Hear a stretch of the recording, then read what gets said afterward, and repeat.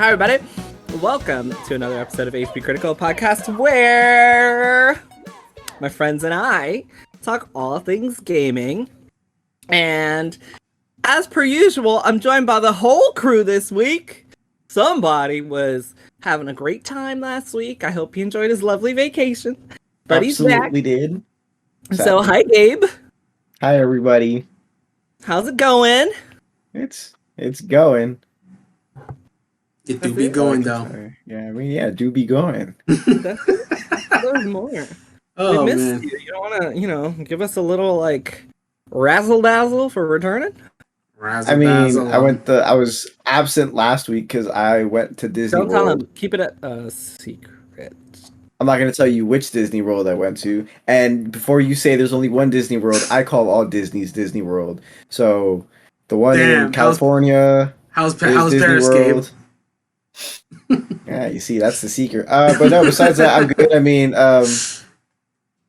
little heartbroken, not gonna lie. We got some very sad news this week on Breath of the Wild 2. Oh. No, yeah, I'm not talking about real life stuff. Oh my God. I was like, did someone die? I mean, I did have his heart died a little bit. Shit. One of my friend's dogs did pass away, and he was very cute little rest in peace Zion, he little lovable furball. But besides that, everything else is going good. Going good in personal life stuff, not gaming. The gaming world. Hi, Gabe. Did I bring the mood down with the death of the Sí, es dog? tan triste. ¿Por qué? Because you asked me what's going on in my life the past 2 weeks and 7 months. Oh, I mean, I got a haircut. I didn't have a haircut last time I was on. Dirías eso. Muy mal. No bueno. I feel like you're practicing your Spanish more than you're actually trying to have a conversation with me.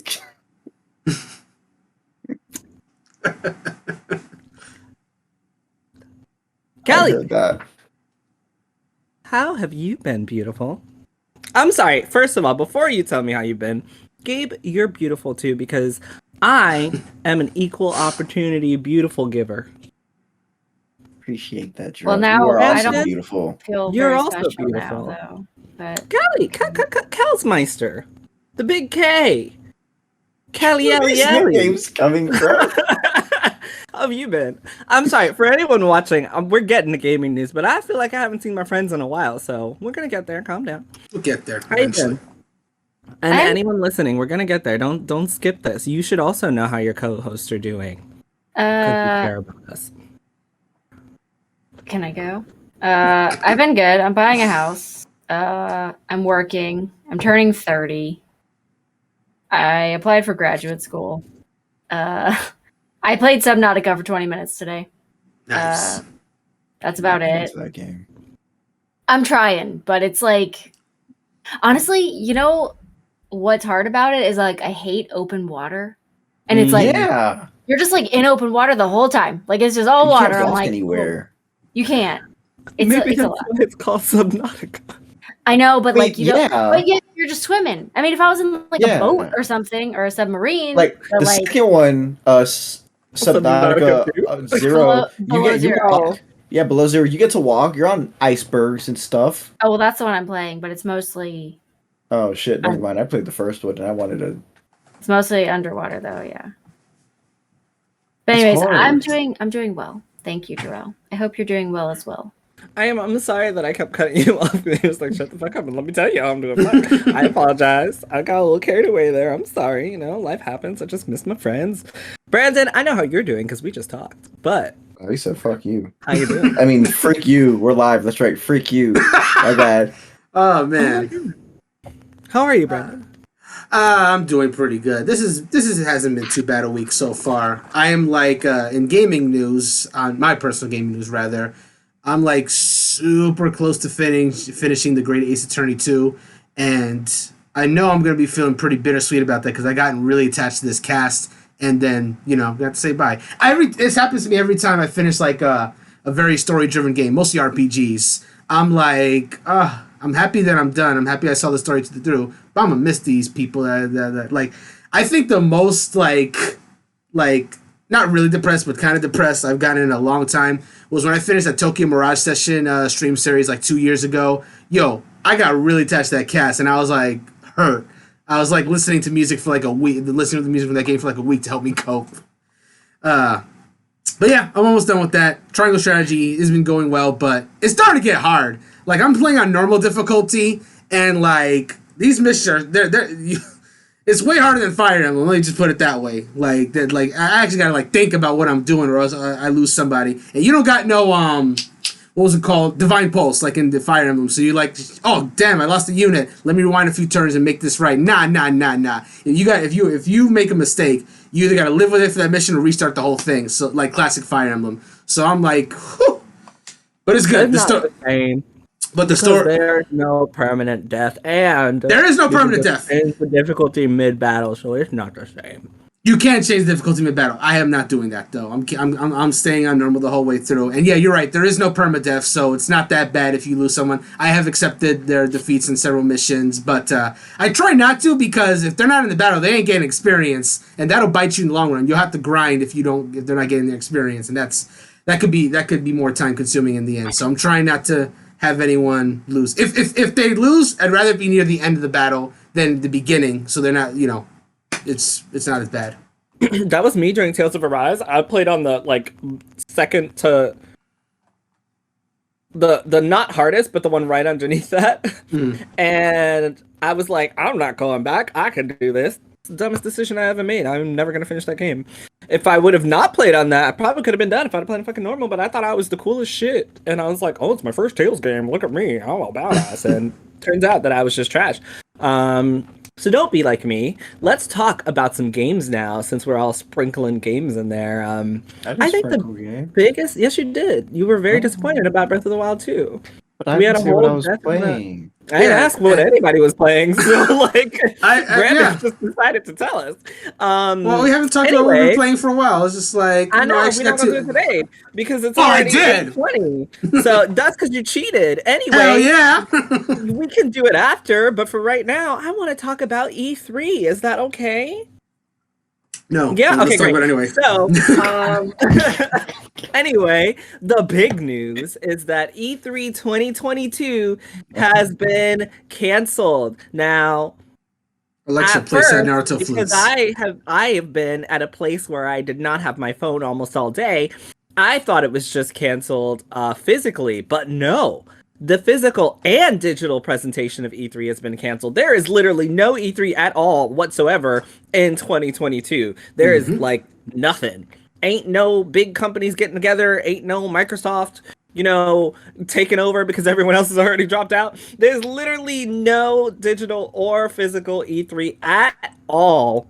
And so the question pertaining to the topic is, first of all, this surprised me a lot because even during COVID, every year we've had an E3. Like, I don't think 2020 we did not. Aside from I was getting there.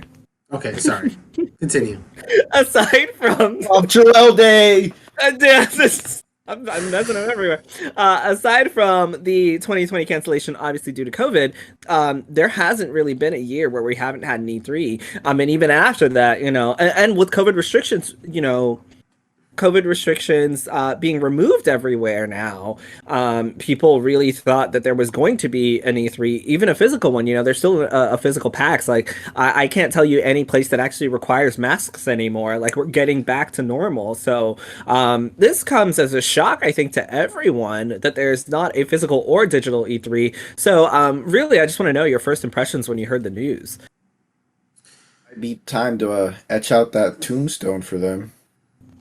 Yeah, that was your first impression. Was this over? That's it. I mean, it's like you said. It's like you said though. Like, everyone's still going, and almost immediately after the E3 news came out, Summer Games Fest was like, we're still gonna have our thing starting June, whatever. So it's kind of like, I guess it seems they didn't have enough. What's the word? Enough interest from other companies to have their digital events. Mm-hmm. Was that the word? I don't think it's the word I meant.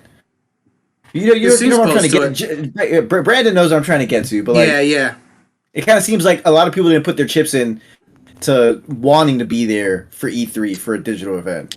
So you think not enough like people were interested, or not enough people signed up, so they were just like cancel it because we won't have enough interest, or we don't have enough developers coming, etc. Like we don't have enough companies to make a digital event. Yeah, because it's like, at this point, it's, PlayStation has their own thing. Nintendo, although they are part of they do come E3 and they have their E3 Direct, they don't have to do that. They could, if they could easily. I'm sorry, I have something in my eye that's really burning. That's why I'm blinking a lot. But they could have, Nintendo can easily just say, I don't feel like, being there digitally this year. I'll do it whenever I'm ready. So that's what I feel it's like. And maybe I'm wrong, but maybe it's a lot cheaper to get your stuff on the Summer Game Fest, which is why they're like, yeah, let's just wait for that instead of going to E3. I think this is a sad day for everyone, even if they weren't going to E3, because let's be real, everybody capitalizes off that time in June. PlayStation does, for sure. Nintendo does, even if they're not a part of, the actual show, they're still capitalizing off of E3. Like, it's always like, oh, E3's on Friday and Saturday, we'll present on Sunday, or we'll present on Thursday, like it's always around that time. So I think it's really interesting that E3 was just could be a loss in faith. Fair. Kelly, I know you just heard it. What's your thoughts hearing that? It's okay. Honestly, not gonna lie, I just found this out like less than an hour ago, so I'm on the same page as you. No, I saw it on Twitter. Oh, well, earlier. Apparently I'm the last person to find out. But I kind of feel like Gabe is probably right. Or like, I was gonna say there's not enough games, but like they're not showcasing the games, they're showcasing the companies that have the games. So if there's not enough games or enough interest, I think that's why. Like if you don't have anybody filling the show, who cares? And I don't know, I feel like these conferences and stuff used to be like the in-person thing to do. Like they already took a hit by not being in person. It's not the same on digital. And then now, if you can't even, I mean, I don't know, people are going back, but there's like a new variant. I don't know, like people are going back and stuff, but there was this whole thing at a couple of conventions lately where people were like COVID positive still going.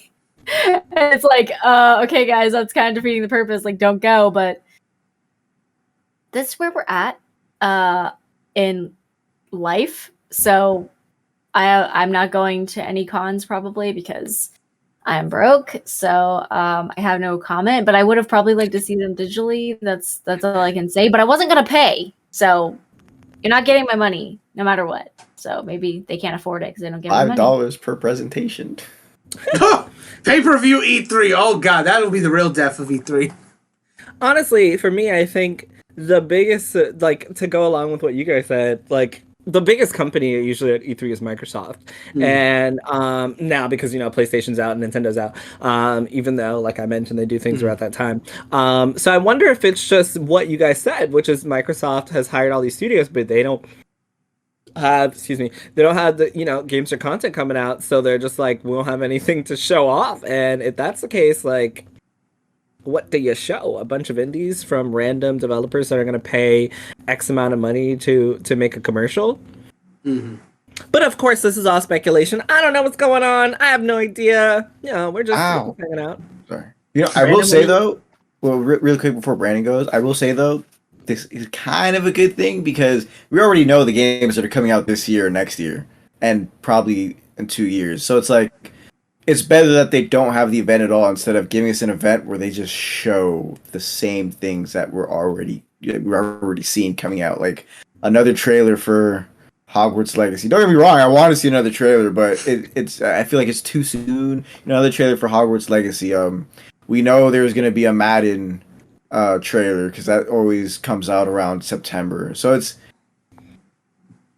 kind of like the little gray area of it. But go ahead, Brandon. Sorry. I was going to say, like, Jarrell kind of touched on it when he was speaking, that last year when they did the digital E3 back in 2021, Xbox, or rather Microsoft and Nintendo were there. They did have a presentation.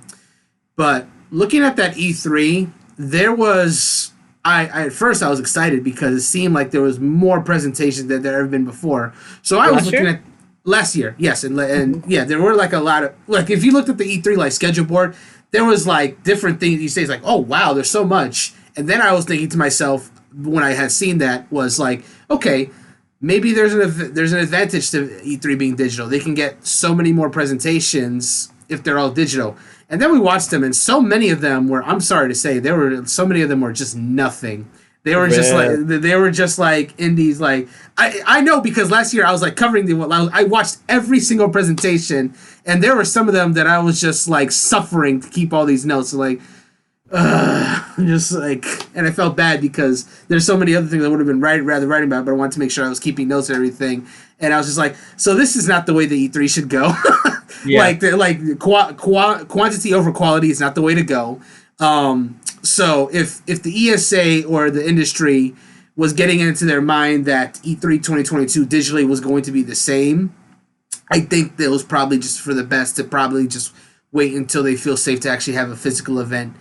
Because I just really don't think that was a good format. I don't know what I enjoyed worse, what I enjoyed least rather. E3 last year or the original Summer's Game Fest. Like both of those were pretty rough. Yeah, so I guess the question then is like, do you risk not having an entire year because your content is lackluster? Assuming that that's the reason. Do you risk not having an entire, conference just because your content is lackluster and come back next year? Or do you just, carry on for that viewership and that continuity? But I guess the answer is well, there's quite frankly, quite frankly, both of those things you said, Dro, are there's a lose-lose. Yeah, like you said, if they could have done another digital 2022 that could have gotten the same overall negative reception that 2021's did, and it'll make E3 look worse, or they risk just don't do it at all this year, and then they've said that hey, we'll be coming back 2023 stronger. But the thing is, a lot of people are already starting to have their doubts, like that this is this is the second year now that they've completely not done E3 at all, and then last year was only digital. It wasn't like them fully coming back. So to some people, they're just straight up even writing off last year, saying, "Hey, E3 has been gone for 3 years now," and that doesn't look good for the overall future of the presentation. I think people are starting to care less and less and less, and the industry itself is starting to devalue E3, whether the consumers or the companies know it or not. Like Sony had already just jumped ship years ago. They just said, "Hey, we're not part of this. We'll do our own thing." And Nintendo, to their part, has technically participated in E3, but only really done directs for since 2013, and they have a foot in the door and they have a foot out. Is basically what Nintendo says. I disagree. I don't think that the industry is losing interest in E3 or losing faith in E3 at all. However, what I will say is despite E3 not being here, I still think that this year is a crazy year for games. This year and next year is a crazy year for games. We've got Forspoken coming out later. We've got Hogwarts Legacy coming out later. We've got Elden Ring that just came out. We've got some serious bangers as compared to last year's... what were the games last year that were game of the year? I remember them being kind of lackluster. Who cares? I don't care. Point being, I think that this year is already looking better for games despite not having E3. And I think next year we have some games that have also been delayed that are still going to be big contenders. Those big games that we've been waiting on are still there. So if you don't have E3, that's totally fine. Yes. However, go ahead. Mm-hmm. No. Go ahead. What I was gonna say was. It makes it just that much more mysterious why they didn't think it was worth it because it doesn't. We've already seen this shit. We don't need to see it again. We know it's coming. That's the whole point. Okay, fair. It goes back to my question. Would you want, to not have an event, or would you want to run another event where you're seeing games that you've already, we already know, if they were to show it, we know what's going to happen. We're going to see Hogwarts Legacy, Forspoken again. And again, I'm not saying it wouldn't be nice to see a new trailer, but E3 was usually held as kind of it was half new stuff and then half stuff that's we've heard about and is now being shed more light on. But the stuff that would most likely be shown this year, we know what's going to be coming out. I guess the only if from a perspective of mine, I guess the only game I would want to see that would surprise me if I saw it at E3 would be the new Pokemon games, for example, or a port of one of the old Zelda games. And that's coming out this year too. The new Pokemon games. This year is literally packed. Mm-hmm. Yeah, but I think that's the other thing though. Everything is so like, obviously we have dates, we have time windows and stuff, but lately a lot of things have been being delayed or pushed around, so it's kind of like you don't really know when it's going to come out. So you don't want that big E3 platform like, oh, but you said on E3 that this game's coming out, then, because then you're just going to have your social media flooded with a bunch of people. Hey, bro, where's the game? Where's the game? And like Elden Ring.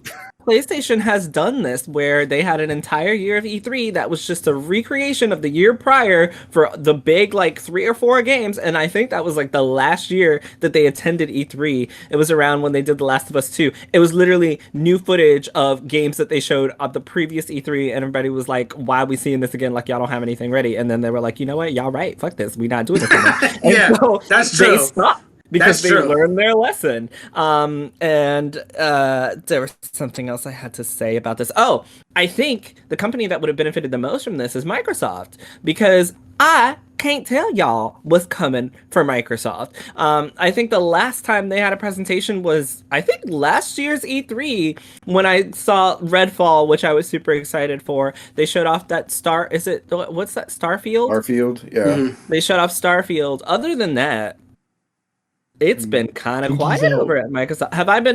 Am I missing anything? Like, it's been kind of quiet at Microsoft for all those. They could have showcased, some update to Halo Infinite. When your E3 presentation is a Halo Infinite update.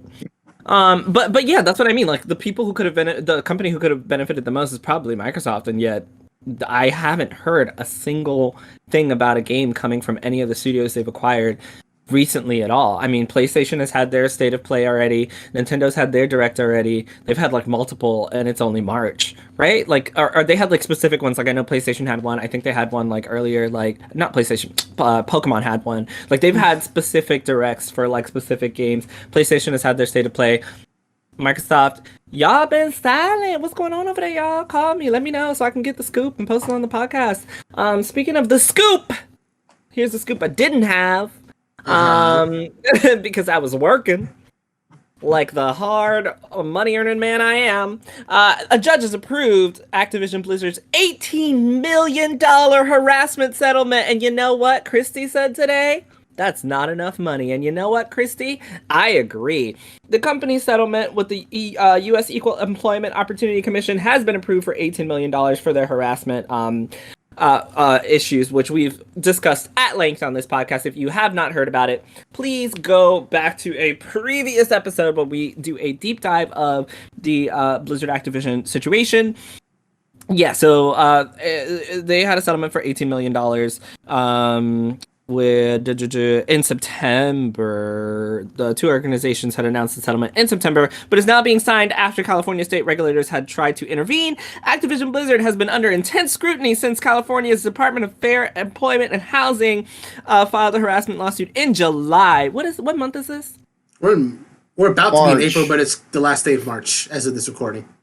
Dang, it's been almost a year, and they finally settled on $18 million. I mean, are we shocked with the U.S. justice system? All these courts, all these things take forever. No, yeah, but like not even that. I just think you don't get to settle for something like this. Like, I'm disappointed. I don't think you should be able to settle for the atrocious acts that we've discussed on this podcast that have been committed. I don't think you get the right to settle for that. But I am also not a judge, so. Mm-hmm. But what would you what would you want them to do? Well, they're supposed to be changing their business practices, but I'm saying, like, what else can you really get besides money? Like, I don't know what. I feel like, obviously, this is one of those, like, what more could you want? And I would say that in situations like this, when someone has dealt with sexual harassment and that person gets away with a fine, most of the time they get to go on and continue to do what they were doing. I have not heard anything about any charges being passed on to those people who have knowingly and willingly committed acts that go past sexual harassment. Like, I would like for there to have been some.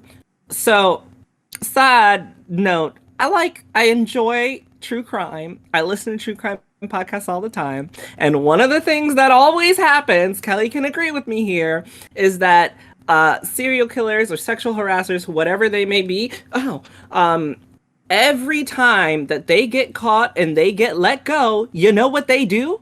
The same shit, except it escalates. So in this situation, everyone who has been caught, nothing has happened to them except for the company has been thrown an $18 million settlement to be like, yeah, so we did something about it. Where do you think those people are going to go work next if they get fired from Blizzard?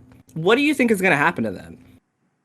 They're going to go start doing shit at another company if they're even fired. Like, to me, I think what should have happened is we should have seen some actual ramifications for the actions, not just and the biggest reason that I don't agree with just monetary settlements in this case is because a lot of times what ends up happening is that, you know, Activision Blizzard is going to pay $18 million to those people affected. But do you think the guy who stole breast milk out of the refrigerator is going to have to pay any of that?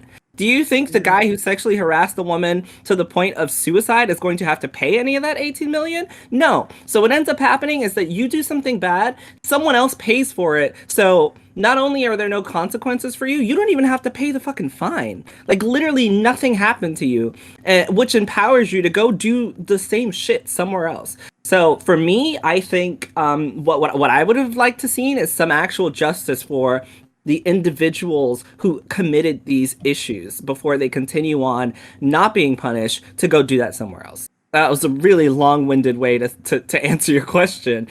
But that's just how I feel. Like, I think that if there are a lot of times when there's absolutely no type of actual punishment for someone, they will go commit again and again and again.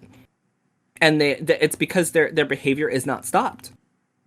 We have not seen their behavior be stopped at all. I'm sorry. Please.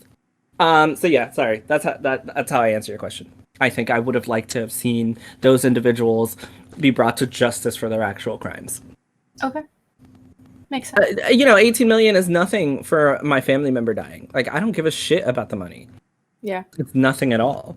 $18 million is nothing compared to the trauma of having someone do something so insensitive and disgusting. Like, what you doing with somebody's breast milk, bruh? Go suck on your wife titties. If you got one, you probably ain't got one because you're nasty as fuck. I'm sorry, we're on Twitch. Sorry. Hey! I didn't say any of that. Yeah, so that's me. What about you guys? I'm sorry, I ranted, but that's just, yeah. Oh, we can move on. Yeah, I agree with everything you said. I don't have anything. Yeah, you said it all. Okay, I'm sorry, y'all. If I talk too much, just let me know. There's just a little incense there. There's apparently a new. Did you like my do? There's a new. I love it. There is a new One Piece video game. Woo! I'm excited. I just have to catch up. So. All right, I'll run it through real quick to give it the briefest sense. So, no spoilers. I will not put any spoilers. So the new game is called One Piece Odyssey. Basically, it's the first time One Piece has done a JRPG. Well, at least one at this scale that's actually been localized. Let me put it that way. But yeah, it has the Straw Hat crew. It seems to be a filler story, but there might be some important lore in there. Won't go too deep into that because it's spoilers. There was just a few lines in that trailer that implied something. That's all I'm going to say. Anyway, the crew gets shipwrecked. What's up? Quick question. Yeah. Do they really need a spoiler in a 1,000-episode anime? Like, do they not have enough spoilers? I mean, not spoilers. My bad. Fillers. God damn it. Oh, fillers? Filler is actually pretty rare in One Piece. And it's actually usually entertaining, actually. It's not like Naruto, but that's another story. Let me continue talking about the game. Anyway, Naruto filler is terrible. Anyway. Hey, it's not bashing Naruto. Let's get out of there. I'm not bashing Naruto. I'm just saying its filler is bad. Anyway, One Piece. Yeah, so the video game is a JRPG.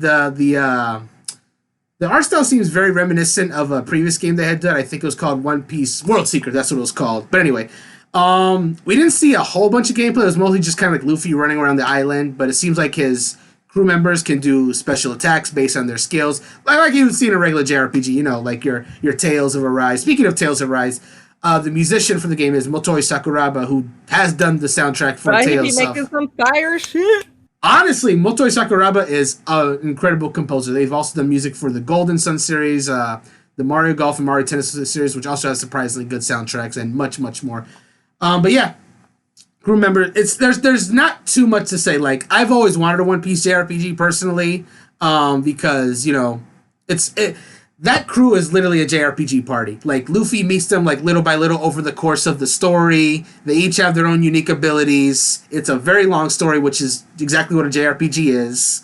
It's, like, perfect for it. Now, as far as any concerns that I may have, I do have to see more gameplay. But I also found out that this game has been worked on for, like, 3 years. So a lot has happened on the One Piece manga and anime in 3 years. So people are concerned, myself included, that there's going to be some recent stuff that there's going to be. Like, some characters got some recent power-ups. There's some new characters that have been associated with the Straw Hat Crew that I didn't see anyone of that sort in this trailer. What's up? What kind of game is this? JRPG. You said it's a JRPG? That's correct. Like, I don't understand. What do you mean? It's a JRPG. Like, is it like a JRPG following these anime people? I sound like such a noob. So if what you're asking is it like it's not like, to my knowledge, it's from the trailer. It's not like the Attack on Titan game that came out, basically. No, not at all. Right, Not at all. And I also don't think it's like DBZ Kakarot, which was an action RPG. It, based on the screenshots and gameplay, it seems more like a turn-based RPG. You know, we haven't heard about in a very long time. What haven't we heard about? That Dragon Ball Z Dead by Daylight game. Oh yeah, that one. Just keep that under wraps. That shouldn't come out anymore. I want to play it. No. I want to play it too. I'm trying to hunt people as Cell. Let's go. I'm ready. So speaking of anime, I'm gonna move on for a second. Speaking of anime, no, I'm done. Go ahead. Over half of Netflix subscribers watched anime in 2021. In Japan, the number of anime viewers was much, much higher. So Netflix. What? Mm-hmm. What's what, Jerome? Okay, sorry, yeah. Netflix says that over half of its subscribers watched an anime show or movie last year. That's impressive and a good indication that, yes, of course, anime is mainstream. In 2021, Netflix released 40 anime titles.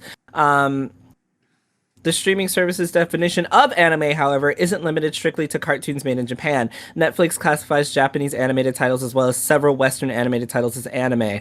While those viewing percentages might be impressive, Netflix also pointed out that a whopping 90% of its Japanese subscribers watched anime last year. When you check the top 10 most viewed charts on Netflix in Japan, it's packed with anime. So I barely, unfortunately, get to watch anything. But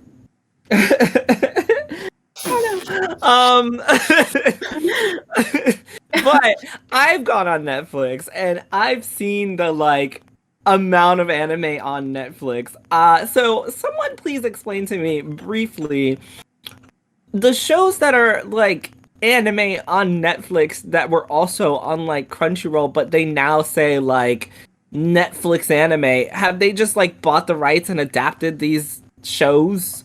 So Gabe nodded. All right, no, I got it. Gabe nodded. The answer's yes. No, yeah, Netflix will sometimes do a Netflix show, but it was already existed for a season, and then they took it over, and then they call it a Netflix show. Yeah. Literally what Kelly said. So there's a lot of, like you said, Dro, there are a lot of anime that was on Crunchyroll that got moved over to Netflix and got called a Netflix original, whatever. But there's also a few anime that Netflix either funded the translation or the dubbing or whatever process, whatever they needed to do to get exclusives to Netflix. Basically, there's a few anime that are Netflix that, and at least in America, are not on Crunchyroll. So there's a few exclusives.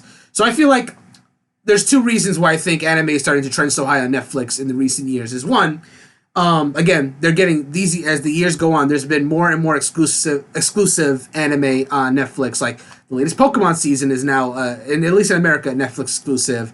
There's animes like Prince of Tennis and Kuriko's Basketball and Beastars that are being Netflix exclusive. Again, at least in the U.S. So that's one reason. The other reason is that Beastars is the one with the animals, right? Yeah, it's the one with the animals. Yeah. Wait. Gabe, have you seen Beastars? No, but I've heard so much about it Kelly, that I have don't you want to seen watch it. Beastars? No. Brandon, have you seen Beastars? I've seen the first season. I have not gotten to season 2 yet. So, the premise for Kelly and Gabe. There's a wolf. There's a rabbit. What is it, Sing? Wait. Oh, it's Zootopia. Oh. Wait, what? Alright. Zootopia! Oh, how? It's There's a fox fox. and a rabbit. Oh, I was like, they don't have sex in Zootopia. What Zootopia did you watch? What Pixar movie were you watching, buddy? Yeah, that's the whole show. Go ahead, That Brandon. is not the whole show, but anyway. I was Anyways, honestly though not gonna All lie. right, let me get a hoping- pen. Writing this down. I was hoping that they got together because I was like, he might kill you, but there's that little Worth it. because the rabbit's small, the wolf's big. He's got some big feet, and like that danger, that sense of he could just, any minute. But is he going to? Does he love me enough to not kill me? Because, once he starts smelling her, he gets all, and she's like... This is like reminding me so much of like a true crime thing. Like, There he's is- just okay, so handsome. so he could just snap my neck, but And then she's So- like, it's so okay. there is a murder mystery element to that, at least yeah, the first season too, like it. because like a goat guy just like gets murdered first season. Like the question is who killed him? There's that. Nobody cares. Brandon, you're saying it like... I like, care. No. We care about the romance, okay? I care about the romance, but I also care about who killed that goat guy because he And I didn't was do just nothing. like, he was sniffing her, and then he got her, and I was like, oh my god, he gonna kill her. Oh my god, this might be it. This might be it for my... Was it for her? You gotta watch. It was very tense the first season. I do want to see season 2 at some point. Anyway, Honestly, getting back. I was like, girl, why you keep going back to him? Like, eventually, this ain't gonna work out. He ain't gonna be able to control himself. Point is, don't watch the show. Don't Go watch ahead. it. All right. Anyway, It's stressful. It is stressful. It's stressful. it is stressful. No, it is stressful. Like, and watching it, and then they're animals. So I was like, am I a furry now? Like, what's going on? Like, I was very confused. Don't watch it. Go watch Naruto. Oh, I don't know. Yeah. I haven't watched that either. Naruto is on Netflix too. That ain't exclusive Netflix, but it's there. It is there. So is One Piece. That's also definitely exclusive. Anyway, so yeah, the other reason I was gonna say was because it's kind of just there. Like, for example, if someone has a Crunchyroll subscription, they're into anime. Like, you don't get a Crunchyroll subscription for the most part unless you like anime. But people that have Netflix, they watch. Tell you guys a story after the pod. I'm sorry to cut you off, but remind me to tell you guys a story about how I have Crunchyroll that I'm not paying for because of this guy that, like, there's a whole story behind it that I got to tell you guys after this podcast. Go ahead, Brandon. Okay. Yeah, so yeah, Netflix. A lot of people just have Netflix because Netflix has a lot of different movies, has a lot of different shows, and now they just also happen to have anime. So even someone who doesn't like watch anime, they'll just be scrolling through Netflix, looking for something to watch, and they'll be like, oh, what's this show? Ooh, that art is looking really good. Maybe I'll watch an episode. Ooh, wait, that was really good. Maybe I'll watch another episode. I disagree. You disagree with the idea that Yeah, people just because- go into shows that they Alright, just are bored. Watch this. Kelly, do you have Netflix? I can't hear you. Whatever. Are any... Okay, now I can hear you. Yeah. Do you get any... sorry. Do you watch anime on Netflix? Yeah. Never mind. Gabe, do you watch anime on Netflix? Only one anime because I can't. It's not found anywhere else. None of No, you are- in your defense, though. In your defense, you literally cannot find this anime anywhere else. Like, it's only on Netflix. Okay, the point I'm trying to make, Brandon, is because I know that you watch anime on Netflix. I have a Netflix that I share with some of my family members, and excuse me, those of them that don't watch anime never ever get any type of anime suggestions ever at all. So it's sure. not like I don't think of it as something that you can just turn on and randomly watch a show. Like, that shit don't happen. I'm not talking about that. I'm not talking about like your suggestions, because your suggestions are based on like what you normally watch. If you're only watching like a certain amount of shows, then you're not gonna get no anime recommendations. I'm just talking about like, because sometimes people just go through suggestions, but there's other people who just go through Netflix and they'll just like see art that they really like or a story like it. And sometimes Netflix will give you suggestions based on the genre of show you're watching. And some animes come in all kind of different genres. Like anime is not a genre, it's a medium. So if you're like watching like a drama show, there might be an anime drama there or an anime romance. That, like they just dropped an anime called Komi Can't Communicate, which is a romance anime. So if you're into romance shows, that may just come up in your suggestions too. You may ignore it because if you're not into anime, you'll be like, what's this cartoon? I'm not going to watch this. Or maybe you'll be like, okay, we'll give it a try. I'm just saying that like the numbers don't lie. Like clearly there's something going on there that people are like watching it more, and I think it's just because they have it, and Netflix is noticing that, and that's why they're kind of like putting kind of like a higher focus. Kind of focus on it, you know, because people are watching it apparently, and the more exclusive they get, and if they have an exclusive one, then people have to keep their Netflix subscription just to watch it. It's getting to the point where if you want to like watch all the anime, and you want to do it legally anyway, you gotta have Crunchyroll and Netflix. They also have the play something feature now, where it'll just play something random. True. That'll do it too. Anyway, that's all. It'll do donkey. That'll do. The best anime Donkey. on Netflix is Kakegurui. Go watch it. Please don't whisper in my ear again. Yeah, don't arouse Gabe on the podcast. Can't be doing that. This is a PG podcast. I can never sure post ain't. this on YouTube. Oh my god. So it is the last day of Women's History Month, and Best Buy did something really cool that I just wanted to talk about really quick, so you can all go check it out. At Best Buy, they have this Speaking Up, Moving Forward initiative where they highlight a bunch of women in tech. They're spending $1.2 billion with BIPOC and diverse businesses by 2025. They're committing more than $44 million to expand college prep and career opportunities for BIPOC students, and they're committing up to $10 million in investments for BIPOC startups. And on this specific page, which I will have linked because it's all about supporting gender equality, I'll actually just read to you what it says on the page. It says, digital equality for women is extremely important, and it's time for women to have the opportunity to show up as their full selves online. That's why we're amplifying voices of women.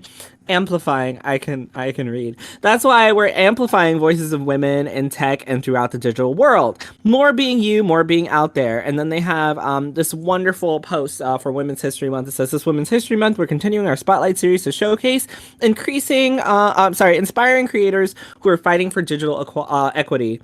And it's just really awesome. There's these, 17, 18-year-old girls that are doing amazing things in the tech industry, and all of their initiatives to highlight it. So I would definitely suggest everyone to just take the time and check out what Best Buy is doing, because shit, they're doing more than Twitch. So that's for damn sure. I'm a woman in tech. Give me an Xbox. Series X. I mean, I'm down for that. Give Kelly an Xbox. She's a woman in tech. What are you people doing? Do you know what degree she has? Come on. I don't know. I don't know if this is a story in our news, but I saw somewhere that like Xbox Series X are just appearing in stock now. Like you don't have to sit behind like a queue or whatever. That's not news, but yes, like I literally saw one in the store and bought one for Dylan. Well, Series S's I've been seeing for months now. I was just talking about Series X. Yeah, I literally walked into Best Buy and there were like 5, months ago, and that's how I bought one for Dylan. I was like, bruh, I asked, does anyone want one? And Dylan was like, yeah, and I was like, I'll go tomorrow if it's still there. I got you. They were all still there. Like no one had bought a single one. Well, that's good. What is news is, and I'm gonna let Gabe talk about this if he wants to, but what is news is the delay of Breath of the Wild to the sequel. Breath of the Wild to the sequel. Hey, okay, no, I'm just not that serious. I don't know anything about this, so please wrap this up. Tell me like what happened. So Nintendo. Nintendo sent out a tweet, which again solidifies the fact that a lot of things that gaming companies do in these big events could just be tweets. Sent out a tweet saying a few words from the creator of The Legend of Zelda, and the Gabe. Yeah. Do you know why they're not having an E3? Because there's nothing. Bro, I mean, to be fair though, from what we know, they literally can. The Pokemon trailers could be tweets. Just give us 5 minutes of the game. There's something else that was coming. I can't remember what now. Can you imagine if they were actually just like, instead of doing E3, we're just gonna send a tweet thread and then just look at what you want? Man, It's Disney does that all the time. It's gonna be thread of like 2 new games that aren't even like from their main titles, and then just a bunch of updates that we've already seen. Anyway, Yeah, so sorry, the director came on. The same setting. He had the black backdrop that he's had for the past 2 announcements he made. So I think they do that kind of like to tell you like, okay, this is what's happening. I'm pretty sure the next one, when they actually are gonna tell us the game, they're gonna do the same thing to put you in the same mood. Like, oh fuck, here comes another. Dang it! Oh frick, here comes another game delay. But so he comes on, he goes, hi, my name is, and he says his name. I always forget, even though it's literally my favorite series in the world. And he tells us, the team's been working really hard on the game, but actually I saved a screenshot of a very good part of it. But basically the game's been delayed until they said early 2023. We don't know what early means, because that could literally be anywhere from January to, I would delete the screenshot, what a dummy, would be anywhere from January to, I'd say, April. I don't know. They said spring 2023, so it could be like spring 23. So that's again, that's going to be freaking either between March and May. Yeah. They did, however, show us a good, I think it was maybe 10-second new chunk of the game that kind of it answers some questions that we had before, because a lot of people noticed that Link was missing his Master Sword in the recent trailer, but he has his Master Sword even though it's broken in half and in a very bad state. But it was life. Yeah, it was a good 10 seconds of teaser, even though it didn't really show much more of the world. They did tell us that obviously they're working hard on it, and even though I'm paraphrasing, they said even though we've seen that the game takes place on the land and in the sky, there's also many more features, new features. Oh, I mean, water was a mainstay in Zelda games. It's land, sea, and sky. It's Kingdom Hearts. Come on, you don't see the connection? No, it's the 3 pieces of the Triforce, you dork. Well, fuck me. Bring Kingdom Hearts and Zelda. No, but yeah, so he kind of hinted like, I know you guys are tired of waiting, and I'm sorry we can't tell you more, but the game's bigger than you initially thought. So spring 2023. They didn't say when we get another update. They just said they're working on the game, and if you want to check for yourself, Nintendo has it on their YouTube. If you want to check for yourself, you go to HPCritical.com. There's a wonderful article written by Brandon right at the top where he goes into detail about the delay of this, as well as our next story.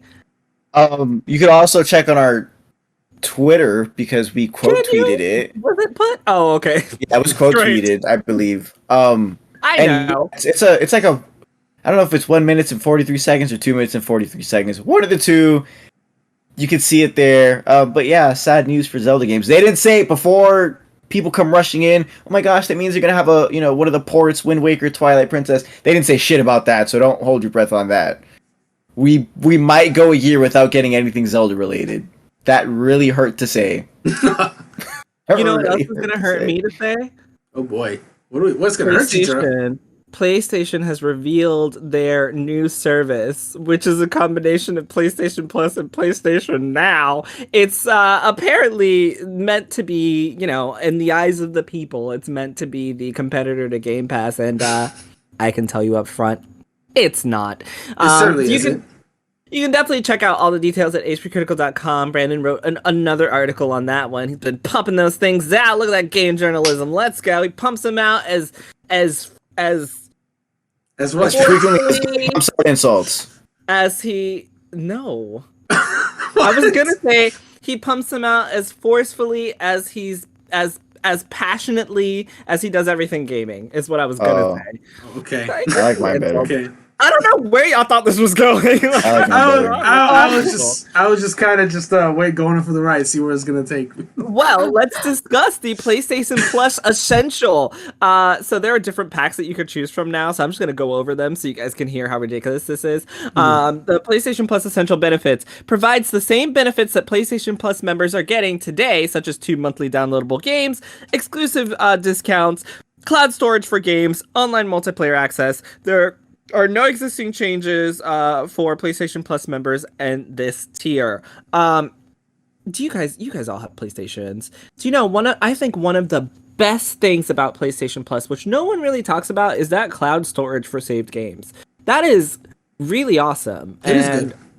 Nintendo does do it, but to a lesser extent. I have, I'm one of those people that, like, if I go to Gabe's house, I will sign into my PlayStation on his PS5 and, like, play games at his house without having to take my own PlayStation.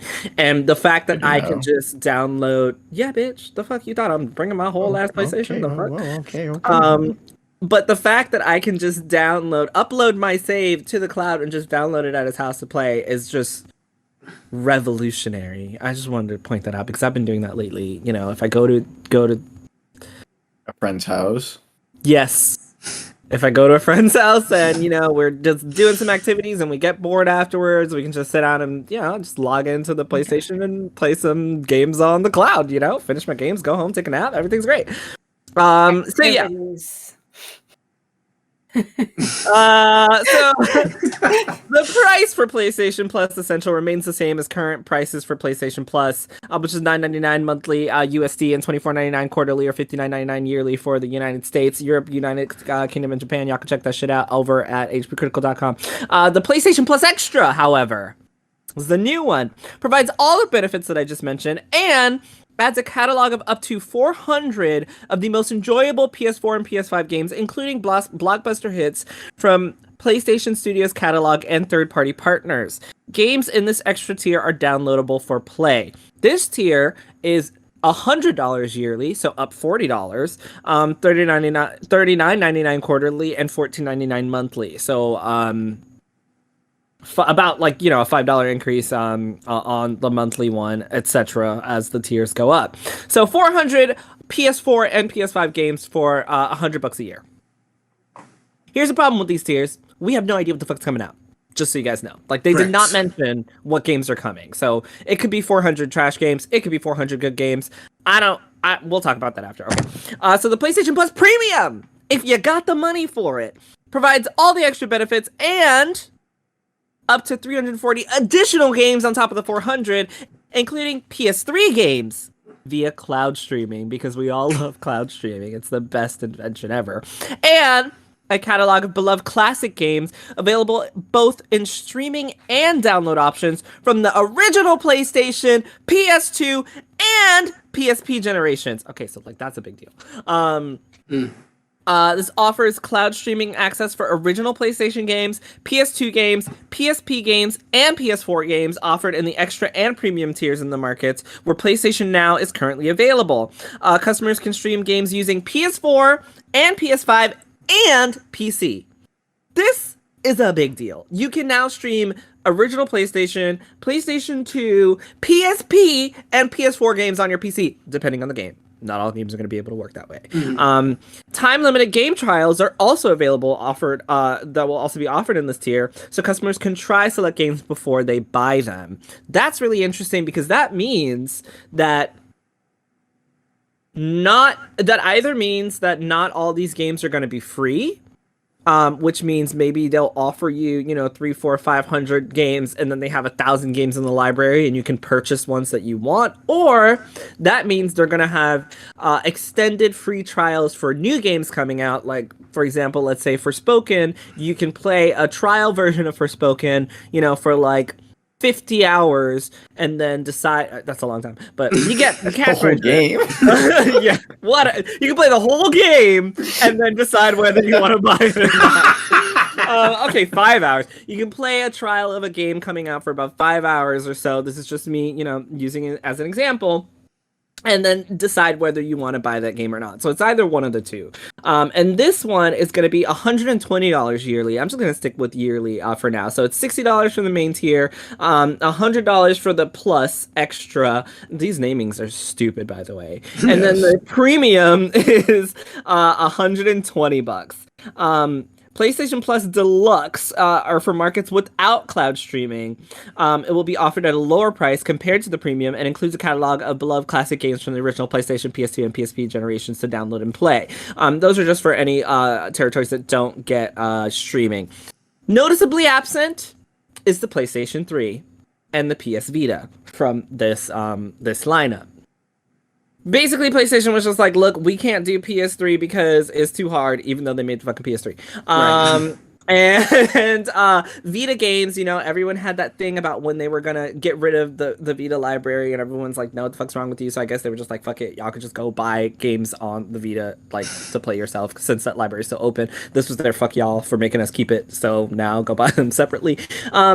But this is a really big deal, being able to play, like, they're basically kind of doing what Xbox did with their backwards compatibility, allowing you to play games all the way from Xbox up to, you know, Xbox 360 and throughout. And the pricing, I think, is pretty competitive, because that's a lot of games for $120. It's double the price, however, it is a lot of games for double the price, especially for someone who's really into nostalgia. It's kind of like they took Game Pass with the new games, and they're like, yeah, you could just try a trial, see if you want to buy it. And then they took Nintendo Switch Online, where it's like, here's access to all our old games, and they kind of like mashed it together. So you get, except for, unlike Nintendo, they're going to give you a ton of games instead of like one every 3 months and hope that you still pay them every year, meaning you only get like 4 games throughout the year. PlayStation's like, here's like 500 plus or 340 plus old games, go at it. I think it's pretty good for the value. It's going to be, when it launches in June, there's going to be 700 plus games and more value than ever, which is a lot for $120. That's 700 games to access for $120 is huge.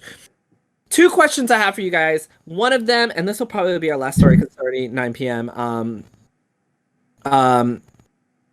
Oh no, there is one more after this that I want to talk about. And I'll tie this one in, which is Jim Ryan said that Sony's games could suffer by adding them to the PlayStation Plus on day one in comparison to what Game Pass does. And he said, I'll just read you guys a quote from VideoGameChronicles.com. He said that we feel if we were to do that with... He said, this is not a road that we've gone down in the past, and it's not a road that we're going to go down with this new service. In response to when someone asked about whether first-party titles are coming first to PlayStation for free. He said, this is not a road that we've gone down in the past, and it's not a road that we're going to go down with this new service. We feel if we were to do that with the games that we make at PlayStation Studios, that virtuous cycle will be broken. The level of investment that we need to make in our studios would not be possible, and we think the knock-on effect on the quality of the games that we make would not be something that gamers want. We've had great critical success and great commercial success, and everybody has made their peace with that happening and is completely at ease with it. I look back for 4 years and think nobody would have seen that coming. All I'm talking to today is the approach we're taking in the short term. The way our publishing model works right now, it doesn't make any sense, but things can change very quickly in the industry, as we all know. So that's what he said when talking about, bringing PlayStation titles, first-party titles, to this new PlayStation Plus tier on release. He said, no, that's not how we do it. That's not how we're going to do it. It's not lucrative for us. It's not a great business model for us. And I want to ask you guys 2 things. The first one is your opinion on this new model compared to Game Pass. The second is his comments on PlayStation first-party games not coming to this new service for $120 a year. Gabe, you want to go first, or should I ask? Yeah, I think it's fucking dog water. Everything. Sorry. I think, first of all, like you said, they didn't tell us the games. I don't want a subscription service that gives me PS4 and PS5 games. I buy the fucking game myself. And there's, that's what I was gonna say. You can go buy these games at like GameStop. Obviously, it's it'll eventually amount to the price of whatever the subscription is.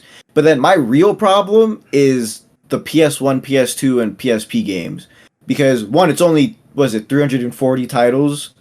That's fucking nothing For 3 consoles. Yeah, I agree. for 3 consoles. Even if it was just for the PSP or the PS2 alone, that's still nothing. Oh, So I for think that, for nothing for the PS. Yeah. I think it's crap. It's probably going to be games that no one cares about. They're going to do a Nintendo and be like, there'll be some games that are sprinkled in there. Where it's like, oh yeah, I missed this game. Can't wait to play it. But then the rest of them are going to be like, I'm never going to play this in my life. Like, I don't like the pricing. I mean, I get the pricing, but I don't like the pricing. I don't like that there's 3 tiers for it. That's actually I like.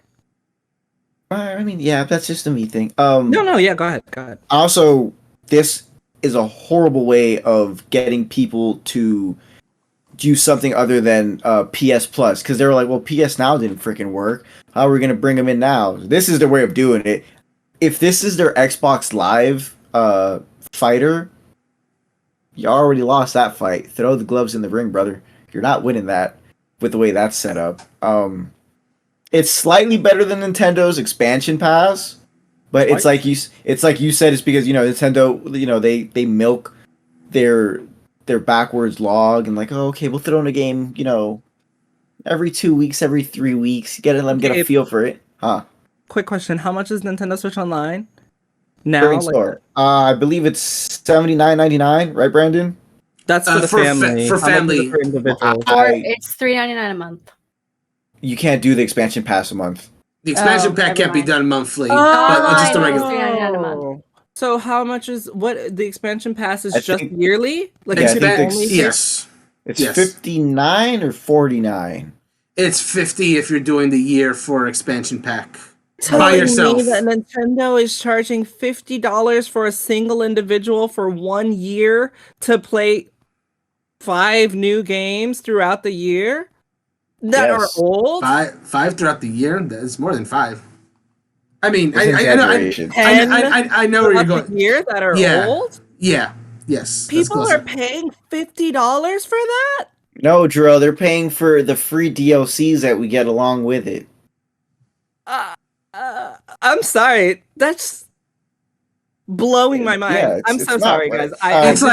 It's like okay. So yeah, like what Gabe said is. I don't want to. No, sorry. I don't want to go on a tangent about it because I totally interrupted Gabe. Go ahead, Gabe. I'm sorry. I was going to ask you how much it was because I was going to ask you a question in comparison to paying $120 for 700 plus games versus like half of that for like 10. But I did interrupt you, so please go ahead. I don't want to. Well, I'm pulling up the chart because IGN was nice enough to give us a chart of this subscription side by side.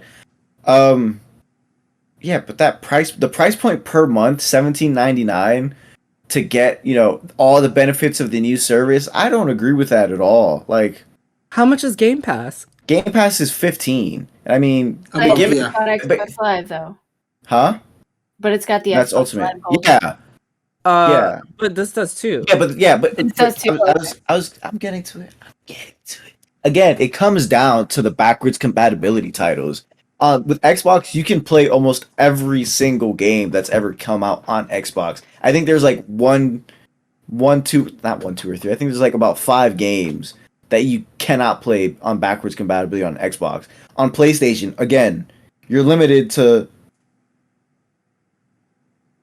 Wow, it doesn't have it here. Never mind. IGN, you kind of missed out some information there. What do you again, the number of games. Again, I don't care what I'm here is 700 plus because it's going to be like 340 of like the PS1, PS2, PS3 games, and then let me see. It's also I just said it. Yeah, 340 additional games on top of the 400 games from the PS4 and PS5. Mm-hmm. But again, like the beginning of my argument, you can buy those games. The really good games that came out on PlayStation already are on the PS Plus thing when you have a PS5. I'm pretty sure the PS4 too. There's some games you don't have. So, what else? Obviously, no family plan, additional perks, monthly downloadable games. We get that now on PlayStation Plus, and even though not all good games all the time, we get some good ones in there. And then the thing about not putting the first party titles, that's telling me PlayStation doesn't have faith in this. it's telling me like, oh yeah, not many people are gonna switch over to this other thing, and they're not. So we're gonna have to just keep bringing out our games at full price. I genuinely believe that's why. Why am I getting a phone call right now? It is podcast time, people. We know it's not time to call me. Disagree with you so much. No, and that's fine. I mean, I'm looking at it at a very pessimistic view, but because I generally like, again, unless this is a smart business move, it just seems like, oh, we're not gonna have enough people on this. What is it called? On this premium plan to actually recuperate money loss from making these games. We're gonna have to sell them at full price. Okay, so I was gonna ask Brandon next, but I'm gonna just go real quick, just because I disagree with you so much.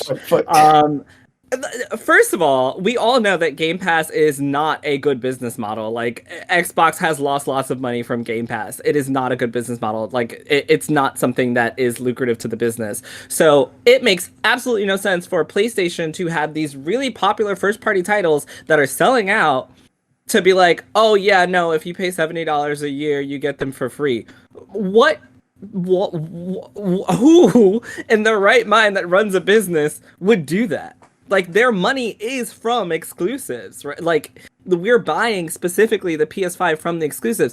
It works for Xbox in a sense because Xbox doesn't have like that many, like, they're not known for exclusives currently, and they don't have the amount of like game of the year inducing like anticipated titles that are going to come out on Game Pass that are going to make Game Pass worthwhile for someone who doesn't have it. PlayStation would have that, right? Like, if they added God of War, Horizon Forbidden West, Final Fantasy 16, like, these are the three games I named are already huge. If you got those in a pack for $70 a year, that shit would be ridiculous. They would lose out on so much money. There's no way in hell that if I were Jim Ryan, I would do that, because like, no, the people that are, you know, working so hard on these games, these developers deserve for their games not to be thrown into a free streaming service. I think the same thing for some of the games that come, you know, on Microsoft on Game Pass for free. Like, I completely agree with him. Like, if I were in charge of PlayStation, I would not put my bread and butter, like my lucrative moneymaker, for free in a $70 pack. And I don't think it means that they don't believe in it. I just think that it's a really bad idea money-wise, because when your moneymaker is all of these exclusives, to take them and make them for free is just a bad business model all around, especially when we know that it's not a moneymaker. Like, these streaming services do not make money. In a sense that they aren't, like, we're not breaking even on their PlayStation's clearly not going to break even on this. Like, there's no way that they are going to make more money than they were before to make this lucrative as a deal. However, I also disagree with you on not liking the tiers, because that's one thing I love about it. I think that more companies should offer more options, because if I only want to get PS4 and PS5 games and I don't want to go buy them, and I can just download the ones I want for extra $5 a month, that doesn't, in the scheme of things, sound bad to someone like me. Because when you and I didn't think I was going to come on here defending this, honestly. I thought I was going to be more on the this is a bad idea, but for $5 extra a month, I would get up to 400 PS4 and PS5 games. If that was something I'm interested in, I think, yes, I would totally pay $5 a month extra to get 400 games, because at the end of that, I will have saved money and gotten more games than I would have going to buy those games used, I think. I just mean 400. Obviously, that doesn't mean I'm going to like all 400. That doesn't mean I'm going to play all 400. But 400 is a lot of fucking games between PS4 and PS5 to pay an extra $5 for. I feel like that's a lucrative deal. I feel like that's a pretty decent deal. And when you do comparisons to something like Nintendo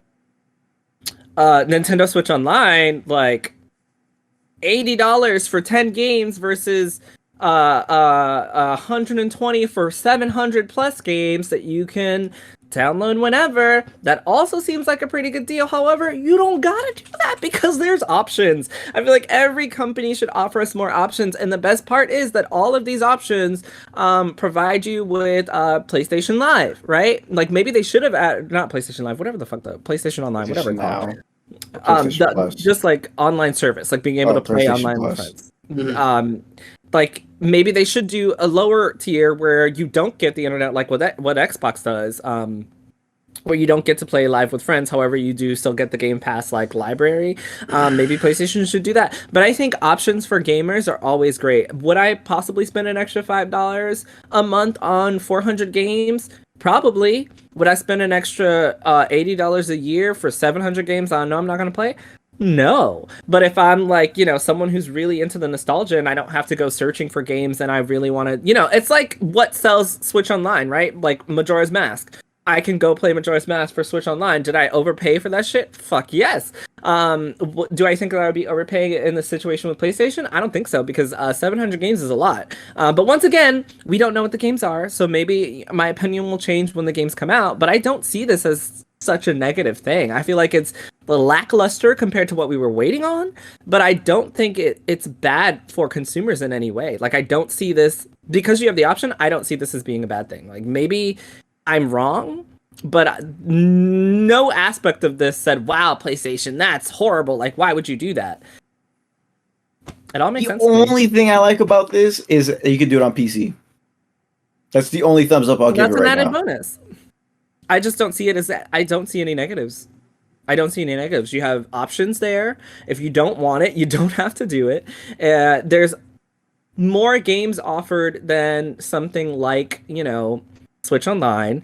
There is no indication that these games are going to leave, because it sounds like there's a set of games, so it's not like, Game Pass where you have to worry about something expiring, as far as I know. It's literally just, if you want to play older games, you can pay an extra $5-10 a month to do that. I don't see anything wrong with it. But that's just me. Kelly or Brandon? Yeah, I'll go. It's funny. I feel like I'm in like the perfect middle between Gabe and Drell's points, because I'm pretty neutral regarding it. So like, I will agree with Drell that having the options is a good thing. That if none of this seems appealing to you, you can just keep your regular PlayStation Plus and go about your day. As far as the potential of going to the other tiers, this is a personal thing, but because I do like going back to like some of those libraries of like older systems, I personally, again, this is just me personally, would have loved it if they like switched those around, where the extra tiers what got you the PS1, PS2, and PSP games, and the premium is what you got you all those PS4, PS5 games, like the Game Pass. But I understand that's very personal, because the whole reason they're doing it the way they are is because they want it to be like a competitor to Game Pass. And if they force consumers to pay $120 a year to do the Game Pass competitor, then that's not competitive pricing to the Game Pass, which I don't think would be that much. But also, Game Pass is only a monthly thing as opposed to a yearly thing. How much is Game Pass for a year? I haven't done the math. I'm just going to go ahead and say that. I was just going to say, but how much is it monthly for PlayStation Premium? Do you still have that up by the chance? I can get it for you. Oh. Wait, the premium? It's $17. $17.99. Yeah. Okay, so $17.99, and then the other one is like $15. Okay, cool. So it's close. It's pretty close, and I think that's the reason why they did that, so they have the competitive pricing.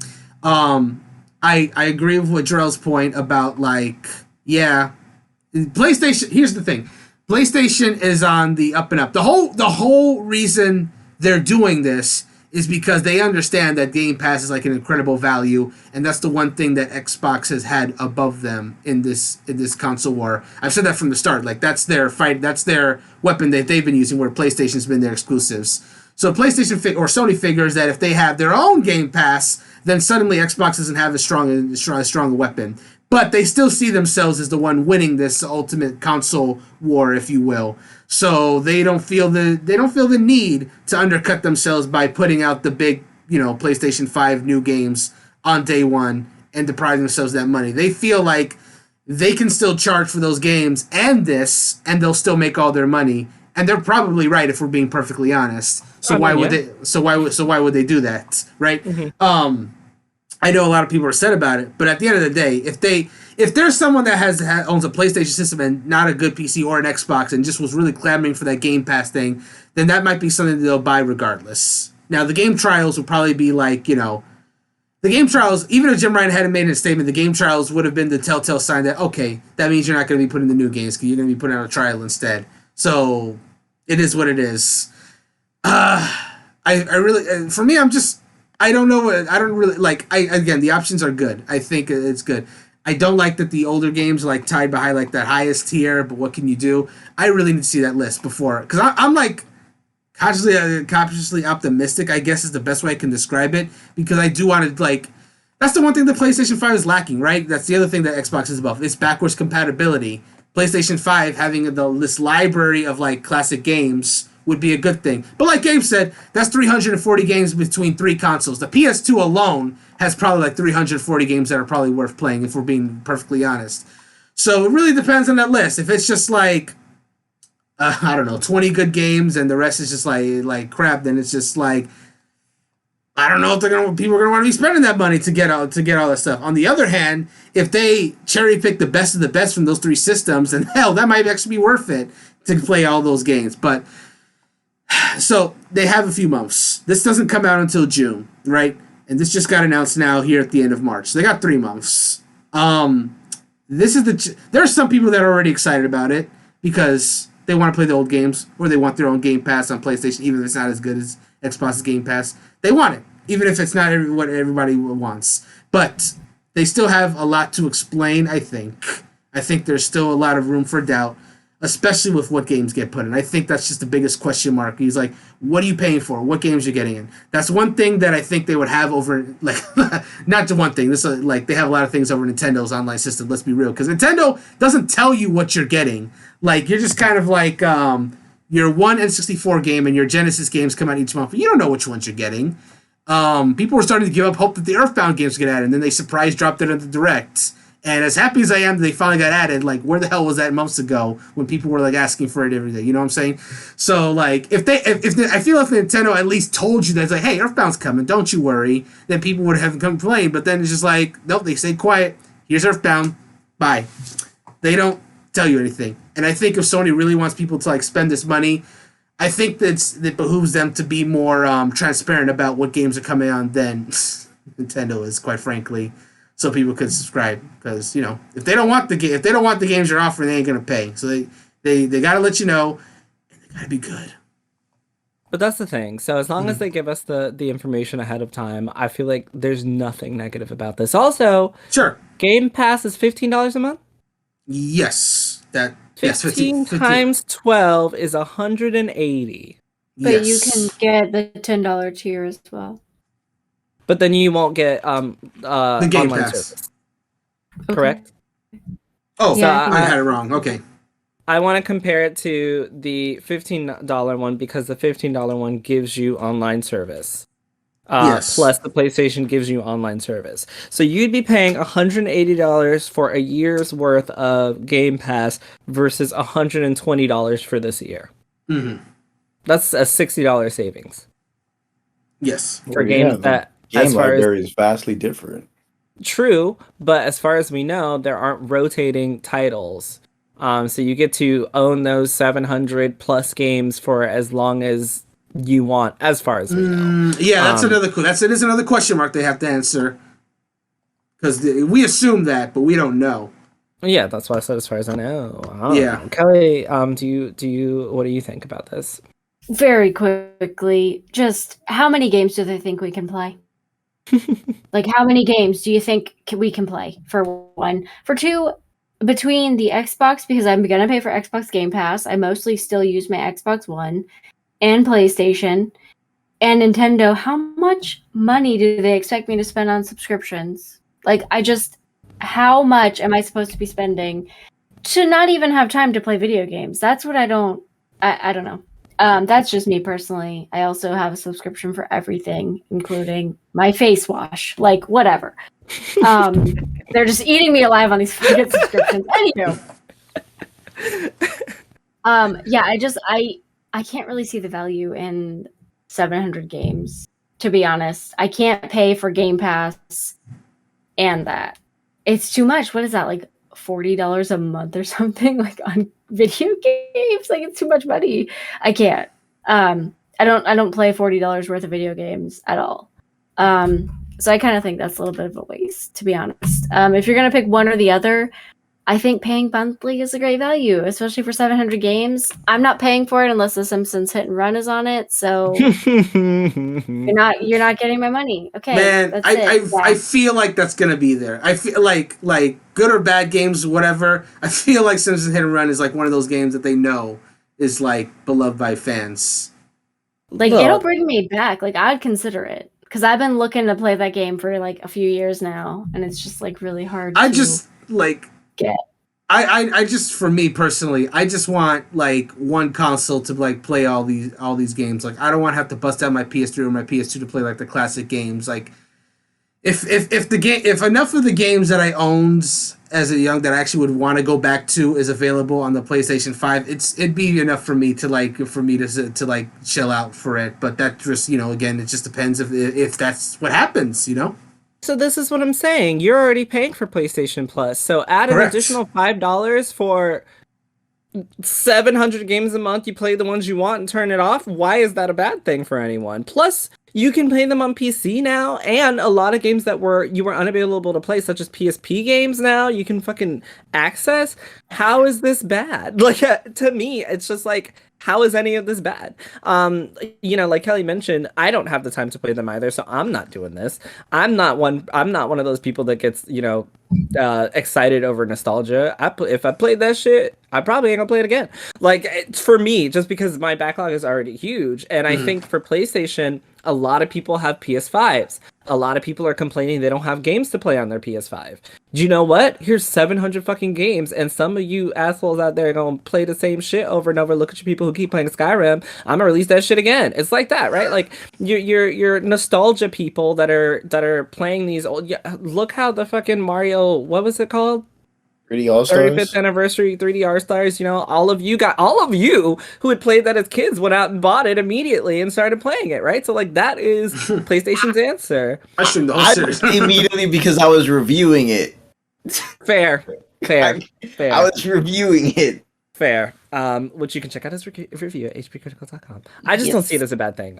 I think because you have options, because in the long run it's cheaper than Game Pass. It may not offer the same things as Game Pass, but I just see it as options for games that we weren't going to be able to legally play before. Sure. That we can now do for $5 extra. Yeah. Burn these companies to the ground. Sure, but you can play them for $5. $5. I don't think that's more. Yes, $5 more. I don't think is breaking the bank at that point. But I'm also broke, so I don't know what I'm talking about. However, the last thing I want to talk about is furry titties. What? Yep.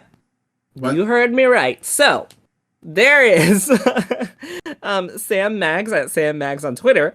There's a piece over at IGN.com titled "Ratchet and Clank Rejected Names for Rivet Included Ratchet, Gadget, and Ratchet." Because of reasons. Lead writer Sam Maggs has shared more info on the naming process that led her there. So, Sam Maggs, as mentioned, is one of the lead writers on Ratchet and Clank, and she shared. I'm not even going to talk about this article. I'm going to talk about her tweets following this article because they are very interesting. As she says, this is a fun piece that goes into detail about how we develop Rivet. Though it's pretty upsetting and frankly offensive that they never once mentioned me, given I was the lead writer and responsible for a ton of this development. She goes on to say, seems like Mark's GDC talk makes it sound like a bunch of this stuff sprung up from nowhere. I was one of like 4 people in the room for most of Rivet's development. I was the one who said, we can't call her Ratchet. Gadget and Rivet were me. Sucks to have my work erased. Since we're talking about women's history. It's great, right? This speaks to a broader issue of game devs being entirely erased from the narrative of their own work once they leave a studio. I'm not even credited as a writer on this game, despite dedicating a year and a half of my life to it and creating Rivet's personality from scratch. at a time where story treatments were being rapidly iterated on. Who wrote every single one of those story treatments? It wasn't Mark, it was me, actually. I worked my ass off on this game for a long time, and it's misogynist erasure like this that makes my blood boil. And then she broke her own thread because she was so mad about it. And she says, someone, I guess I don't even deserve a name or the memory of having been a part of senior leadership on this project for years. So that's one thing. The fact that the lead writer of this character who helped create this entire character's personality was completely erased when one of the other members on the development team went to talk at GDC about this. However, she goes on to say, let's not even mention the fights I had to get into and the emails I had to send explaining why we should take the boobs and makeup off of Rivet. Why would an alien mouse dog have human, female, secondary sex characteristics? Are lambaxes mammals? Do they breastfeed their young? If we don't answer these questions, the internet sure will. This is a real thing I had to email at my real job. That's what she sent to them. And then she said, I literally included this tweet in my email to be like, do not let this happen to Rivet. And that tweet was an issue where in Spyro, the Reignited trilogy, they changed one of the basic ass kangaroos into this tiny waisted red wigged female kangaroo because people just had to know that it was a girl. And she said, at one point, I was yelled at in front of the whole office because I kept saying Lombax titties very loudly in the office whenever anyone would bring up Rivet's design, and it made people uncomfortable. You know what made me uncomfortable? The Lombax titties. And then she goes, anyway, thanks in part to Xavier 3D and Waffles. Rivet got jacked as hell, and we also yeeted the titties. So, I wanted to bring this up. That's her words, not mine. I wanted to bring this up just to round out Women's History Month and just point out that in a game as huge as Ratchet & Clank and as revolutionary for the PS5 as Ratchet & Clank was, one of the female lead writers was somehow forgotten about in the chaos, even though she was the reason that Rivet got her personality, and she had to send internal emails to fight to get titties yeeted off of a Lombax, which is apparently not shouldn't even be a thing in 2022. And it reminded me of the what were we talking about at PlayStation? It was misogyny within the company, right? Yeah. And how women were being looked over. This is literally a perfect example of that. I cannot imagine being the lead writer on a character for years and then having somebody talk about it like they wrote it and then give me no credit. Because yes, I am going to talk about how y'all tried to give titties to every fucking Lombax in the world, and you named her Ratchet when the game is called Ratchet & Clank. What idiots. Why? How dare you? I'm not calling you guys idiots. Yes, I am. I don't care. Anyway, I wanted to round out Women's History Month with that lovely story of erasure and misogyny over at PlayStation. So I did give y'all, I was trying to defend y'all for y'all little, bitch ass service, but then you go and do shit like this, so now you're back on my bad terms. Does anyone have anything to say about the erasure of women at PlayStation or in general from gaming? What a great topic, right? Guess I'll go. It's my turn. I've been called upon as the token woman of this podcast. I said anybody. I know. I technically didn't call on you because I didn't want you to feel that way. No, I know. The only thing that I want to say is that when you work at a company, sometimes you sign paperwork that any work you come up with is theirs. That could be the case here. It's a legally binding contract. If you come up with ideas, even if they're not related to your job, your company can own them. So I do understand why she was left out if she left the company. But yeah, I've never understood wanting makeup on video game characters. It reminds me of that fan-made Aloy, and people are like, hire fans. Oh my god, why would she have makeup on? It's literally the apocalypse. Robots have taken over. Why? It wouldn't make any sense. But I would say that we've really gotten used to, as a society, female characters looking a certain way. Even whenever I was a child, Lola Bunny had like a human woman's body and like eyelashes. They always had a female character has eyelashes and a male character has eyebrows. That's just how it is. I'm not saying that's how it should be, but like that's how people view like any animals in the spectrum of cartoons and like, video games. But like she's right. It's just some character that has nothing to do with like a human body. So why is it like that? But like I don't know. And to name it Ratchet, like I think what? it's pronounced Ratchet. Rache. Or maybe it's Rache. I could be. Rache. I don't know. I don't know. Either way, it just. I think the worst part is that the dude's name is Ratchet. So they're like, oh, Ratchet? Just call her Rache. Rachette. Like, what? So like, unoriginal. Like she's not like she's her own Lombax, bitches. Like she's not a fucking like secondary Lombax. She's a proud Lombax woman who don't need no titties. No. Because weird. It's weird because then you have to set up physics for them. Like, come on. Exactly. Oh, yeah. It's less work for the devs if they don't have to put titties on her. Yep. And this, by the way, is the picture of the tweet that she included. The original kangaroo versus the reignited version. Like, oh my god, did they put really put like literally a vest on it so that you can't see the boobs? They put a vest, they made her waist super tiny, they gave her a wig and eyelash. They're the eyelashes. I got it right. Honestly, I'm telling you, watch a cartoon. I mean, even still, I guess, but like the female characters have eyelashes. And I will also say, Kelly, that you're right. You know, they could have signed NDA agreements, or agreements that just basically say we own everything that you create. Of course, that happens. However, in a conversation at GDC, I don't see an issue with saying, yeah, we made this. However, there were some great writers on here, including oh my god, I just had her name. Including Sam Maggs, who was one of the lead writers on this, who really made Rivet and gave her that personality.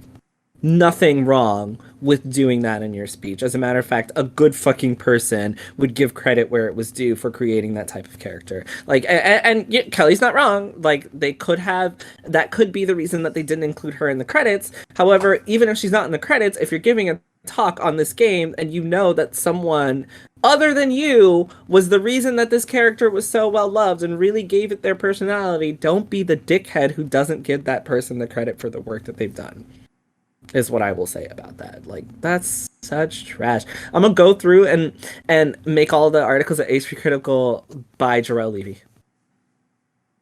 And then when they talk about, Jarrell, how'd you do this? I'm like, just my brain. Lots of work. Hard times. Lola! How'd you get an article out 3 minutes between the next 3 minutes in there? Yeah, just me. It's just the brilliance of Jarrell, Like, what can I say? Anyway, yeah, I'm sorry. Gaber Brandon, any thoughts on, this, or being left out, or being uncredited, or women's history in general since it's the last day? Any, Being I left know you out have penises, sucks. but it doesn't mean that you can't. Oh. It does. No, yeah, but I mean, and again, the whole legal stuff, you sign something, it belongs to the company. I don't know, maybe. See, I can't believe I'm saying this. I don't know how we got here. This is why we need unions. Everything, it's funny and I want to laugh that I said that, but listen, you get a union to start drawing up these contracts and have an asterisk where it says, while yes, you do own the rights to whatever I've worked on after I move on from the company, I am still to be credited in future interviews, future updates, future remakes, remasters, what have you. But yeah, I mean, but again, it's, they get away with this stuff.